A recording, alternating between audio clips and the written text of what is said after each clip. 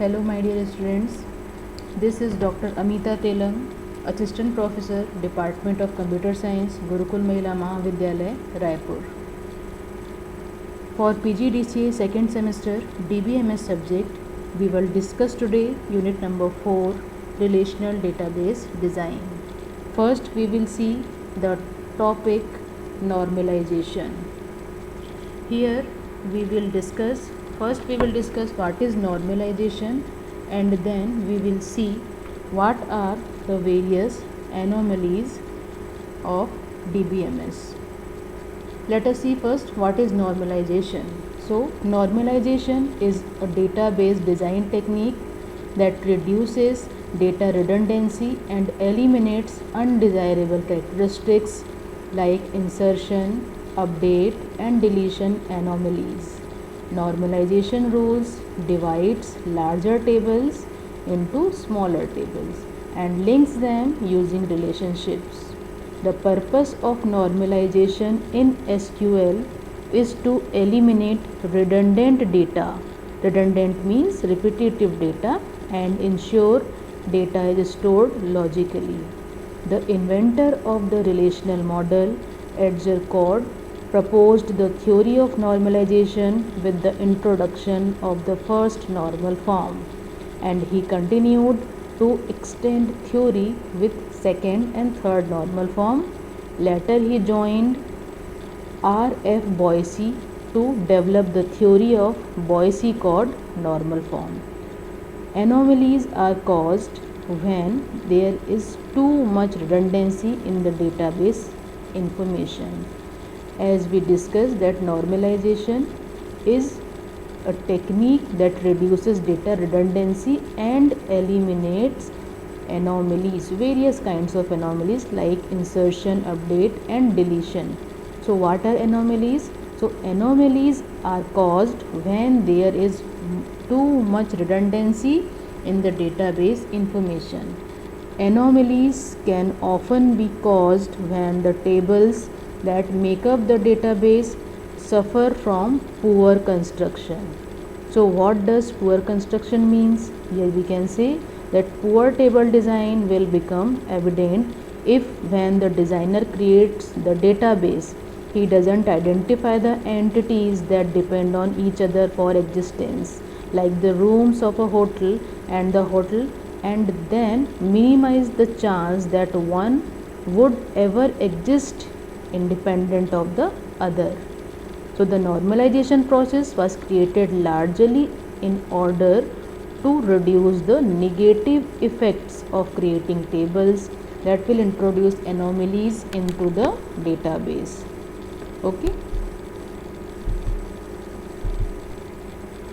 So there are three kinds of data anomalies: update anomaly, insertion anomalies and deletion anomalies, as you can see in the screen. So let us take an example to understand this. Suppose a manufacturing company stores the employee's detail in a table named employee that has 4 attributes: EMP ID for storing employee's ID, EMP name for storing employee's name, EMP address for storing employee's address, and EMP department for storing the department detail in which the employee works. You can see in the screen that at some point the table look like this.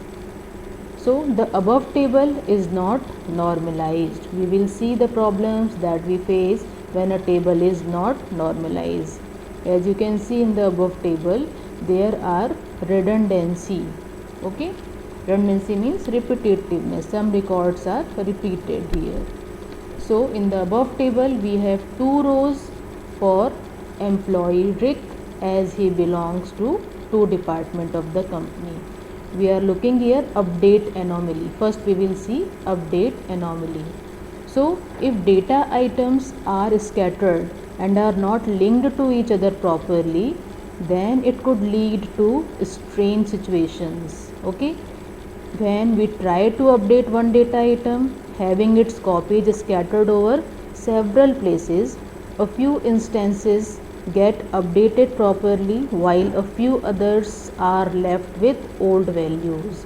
Such instances leave the database in an inconsistent state. So in the above table we have two rows for employees Rick, as he belongs to two departments of the company. If we want to update the address of Rick, then we have to update the same in two rows, or the data will become inconsistent. If somehow the correct address gets updated in one department but not in other, then as per the database Rick would be having two different addresses, which is not correct and would lead to inconsistent data. This is all about update anomalies. We have to avoid it. Next one is insert anomalies. As the name indicates, here we try to insert data in a record that does not exist at all. In our example, suppose a new employee joins the company who is under training and currently not assigned to any department, then we would not be able to insert the data into the table if employee department field doesn't allow nulls. So this is all about insertion anomaly, and we have to avoid this also. Next one is delete anomaly or deletion anomaly. So we tried to delete a record, but parts of it was left undeleted. Because of unawareness, the data is also saved somewhere else. So in our example, in our case, suppose if at a point of time the company closes the department D890, then deleting the rows that are having employee department as D890 would also delete the information of employee Maggie, since she is assigned only to this department. So we have to overcome all these anomalies. So when we overcome these anomalies, so we need to normalize the data. So in the next section we will discuss about normalization. Thank you very much.